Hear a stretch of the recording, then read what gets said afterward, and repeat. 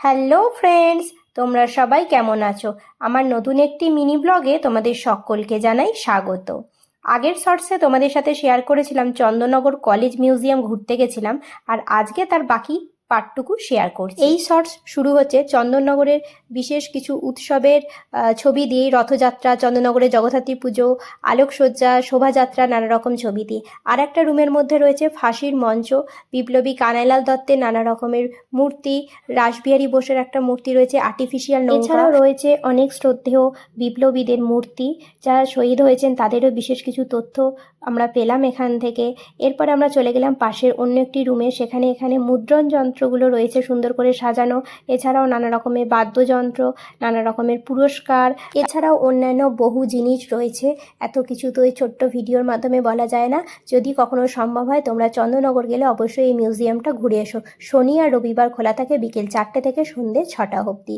আশা করি তোমাদের খুব ভালো লাগবে। চন্দননগর কলেজের একটা ছোট্ট রেপ্লিকাও এখানে সুন্দর করে বানানো রয়েছে, খুব ভালো লাগলো এটা দেখতে। এই রুমটার ছোট্ট করে ভিডিও ক্লিপস নিয়ে এখন পাশের রুমটায় চলে গেলাম। পাশের রুমে ছিল বিভিন্ন সালের ছোট বড় নানা রকম মুদ্রার কালেকশন, সেগুলো সম্পর্কে অনেক কিছু আমরা জানতে পারলাম। এছাড়াও ছিল সেই সময়কার চন্দননগরের বিশেষ কিছু তথ্য এবং স্বাধীনতার সময়কার বিশেষ কিছু তথ্য, নিউজ পেপার কাটিং, সেগুলো থেকেও বিশেষ আমরা তথ্য পেয়ে সমৃদ্ধ হলাম। এছাড়াও নানা রকম ব্যবহার করা জিনিস পাওয়া গেছিলো, কি সব কিছু এখানে মিউজিয়ামে রাখা ছিল।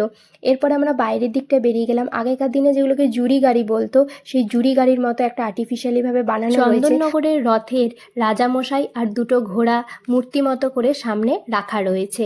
এর পাশ দিয়ে আর একটা ছোট্ট মতো রুম ছিল, সেই রুমে গিয়ে দেখলাম নানা রকমের আগেকার দিনের ঘড়ির কালেকশন, ছোট ছোট মাটির পুতুলের আকারের নানা রকমের মূর্তি, নানা রকমের কাঁচের পাত্রের কালেকশন, ইটের কালেকশন, কি না নেই অনেক কিছু রয়েছে। এছাড়াও একটা হরিণের মাথার মতো কিছু আর্টিফিশিয়ালভাবে বানানো রয়েছে। এখানেও নানা রকমের বাদ্যযন্ত্র রয়েছে, মাটির তৈরি নানা রকম জিনিস রয়েছে, বেশ ভালো লাগছে দেখতে। এখন ল্যাম্পের কালেকশন রয়েছে, অনেক কিছুই। তো ভিডিও তোমাদের কেমন লাগছে অবশ্যই কিন্তু কমেন্ট করে জানিও, ভালো লাগলে লাইক করো, শেয়ার করো। এরপরে চন্দননগর কলেজ মিউজিয়াম ঘুরে মোটামুটি সন্ধে তো হয়েই গেছে। তখন চন্দননগর স্ট্যান্ডের স্পেশাল থাপাস থেকে গরম গরম স্যুপের সাথে চিকেন মোমো খেয়ে বাড়ির পথে ফিরলাম। আজকের মতো ভিডিওটা এখানেই শেষ করছি। ভিডিওটা তোমাদের কেমন লাগলো অবশ্যই কমেন্ট করে জানিও। টাটা।